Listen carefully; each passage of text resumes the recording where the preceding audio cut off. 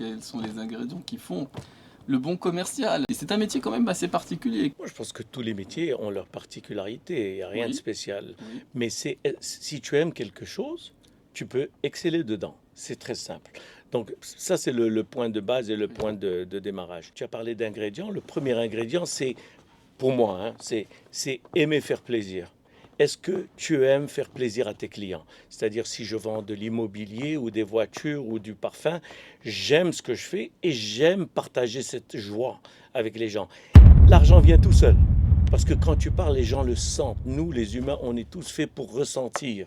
Donc si je vois que tu es heureux, je le sens. Si tu es triste, je te vois. Si je vois que vraiment tu n'en as rien à faire de toute cette histoire, je le sens. Et tout ça m'enlève l'envie d'acheter.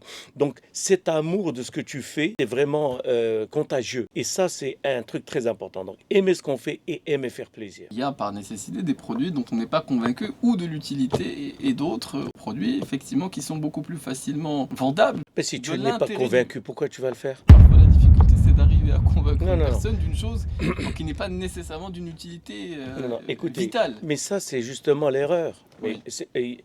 en arabe, on dit "Milkhimem shemail". Tu as une seule vie, n'est-ce pas? Oui. Donc pourquoi tu vas la passer à faire quelque chose que tu n'aimes pas, à laquelle tu ne crois pas? Donc recommençons depuis le début. Si on va parler des erreurs, on Oui. peut en parler, mais si on parle de comment faire, Oui. nous avons tous une seule vie. Si j'aime les guitares, je vais vendre les guitares et je vais devenir excellent dans la vente de guitares parce que je nage dans un océan de guitares. Si j'aime les caméras, c'est la même chose. Si j'aime la lumière, c'est la même chose. Si j'aime la sono, c'est la même chose. Si j'aime l'immobilier, c'est la même chose. Pourquoi m'engager dans quelque chose qui ne me ressemble pas, qui n'est pas moi, et souffrir? Je souffre, le client en souffre, le patron en souffre. Oui. Donc l'erreur, c'est au début. Ah, Donc parfois, il peut y choisis. avoir un certain ego qui consiste à essayer de vendre quelque chose d'invendable ou de difficilement. C'est-à-dire, donne-moi un Oh, exemple. c'est-à-dire des produits qui ne sont pas vitaux d'une certaine manière. Donne-moi un exemple. Bah, il y a des produits qui contiennent parfois des matières qui ne sont pas excellentes pour la santé et que je peux m'efforcer à vendre puisque Ben, je peux être dans ce donc métier-là. on revient au point de départ. Oui. Si tu fais quelque chose que tu n'aimes pas, tu vas souffrir et tu as une seule vie. Donc je reviens à ça. Je donne toujours l'exemple. Si tu prends un poison, ne viens pas de te plaindre que tu as mal au ventre. Maintenant, si tu fais un truc que tu n'aimes pas, je n'y peux rien. Je parle de vendre dans l'excellence. C'est très important d'ailleurs ce que j'enseigne, ce que j'appelle les fondamentaux de l'excellence commerciale. Donc c'est ça, il faut déjà être passionné de ce qu'on fait. Là, et comme dit le proverbe chinois, si tu fais ce que tu aimes, tu n'as pas à travailler un seul jour dans ta vie. Donc pourquoi je vais aller faire quelque chose que je n'aime pas? Revenons à la case départ. Je vais choisir quelque chose en quoi je crois, que j'aime, et exceller dedans. Je gagnerai plus d'argent, je vivrai plus heureux, et je rencontrerai des gens qui ont la même mentalité. Parce qu'ils aiment la même chose que moi. C'est que du bonheur. Dans cette configuration. Ben, Se crée de bonnes conditions, en tout cas, pour c'est exercer ça ce la métier. configuration. Je te dis, si tu fais le Oui. contraire, ne viens pas te plaindre. Donc, moi, encore une fois, je ne parlerai que de ce qui peut marcher.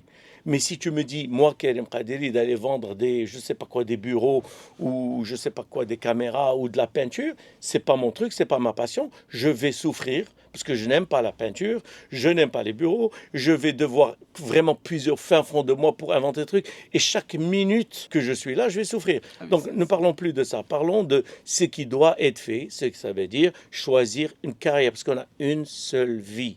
Et vraiment exceller, gagner plus. C'est ça le but. Tu veux gagner plus, tu veux vivre heureux, ben fais ce que tu aimes. Dans la façon qu'on a de choisir cette carrière, bah, la difficulté dans ton exemple personnel, et c'est pour ça que je reviens toujours des fois au parcours des uns et des autres. Ce que je vois, ce que je constate, c'est qu'immédiatement, il y a eu l'expérience de la vente. Et manifestement, tu avais un certain talent pour cela. La difficulté, quelquefois, c'est qu'on choisit des parcours académiques ou scolaires, mais la pratique du métier, parfois, était extrêmement différente des choses qu'on a imaginées avant d'être dans le bain, comme on dit. Mais tu as dit deux choses là. Tu as dit déjà que certaines personnes font des parcours académiques. Oui. Et en fait, peut-être qu'ils ne leur ressemblent pas. Ils l'ont fait parce que les parents veulent que tu sois médecin ou que tu sois je ne sais pas quoi. OK?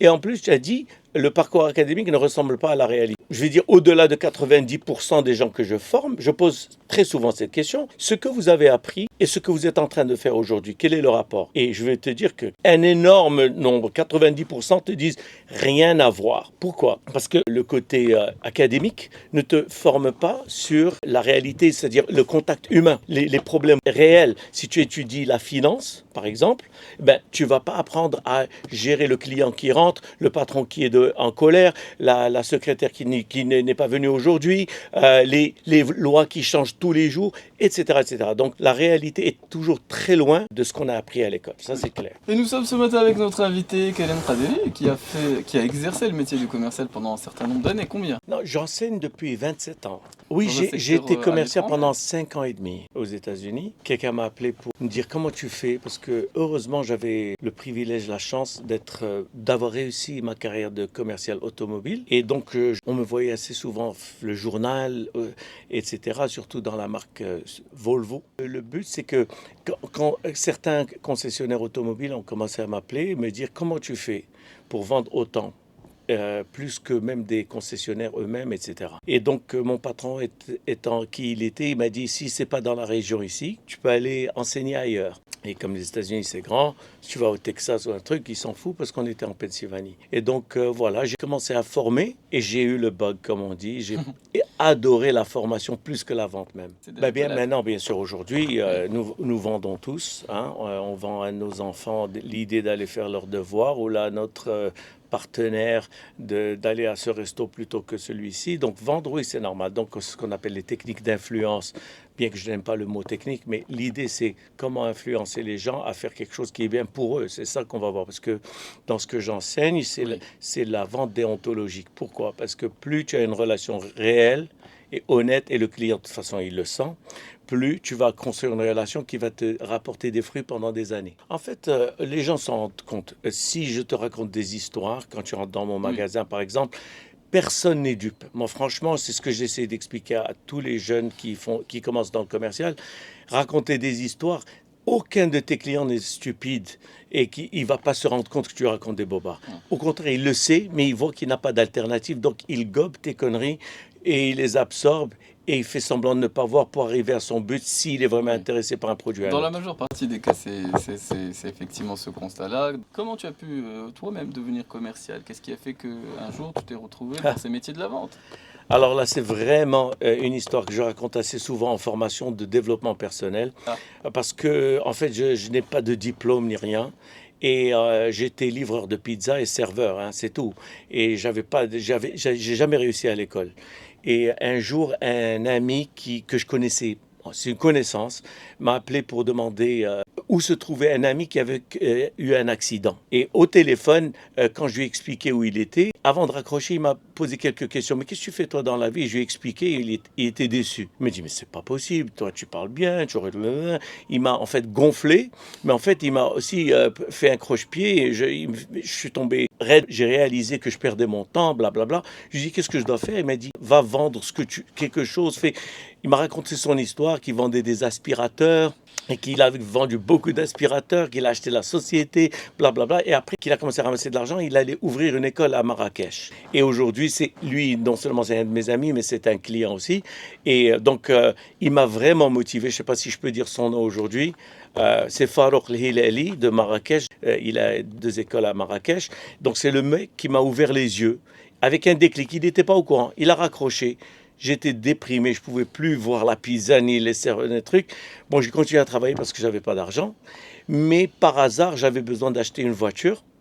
Et parce que ma voiture avec laquelle je livrais était cabossée et ne roulait pratiquement plus. Je suis tombé sur une voiture d'occasion que j'ai achetée difficilement. Je suis devenu ami avec le commercial qui me l'a vendue. Il m'a présenté son patron. Il m'a dit, pourquoi tu ne travaillerais pas avec nous? Je lui ai dit, mais moi je ne connais rien ni aux voitures ni au commerce. Et le patron m'a apprécié parce qu'il a trouvé que j'étais honnête et c'était un homme très honnête. Il m'a embauché, il m'a formé, il m'a coaché et je lui dois tout. Et voilà. Et après 4 ans, je suis devenu numéro 1 mondial des ventes de cette marque-là. Et donc, j'étais honoré au musée de cette marque. Je ne citerai pas encore une fois. C'est très intéressant. C'est et tu sais, ce que tu as dit, c'est très intéressant. En fait, les gens aiment les histoires. C'est pour ça qu'il y a des mythes et des religions. Et bravo, Alik. Oui. Bravo, Alik. L'histoire captive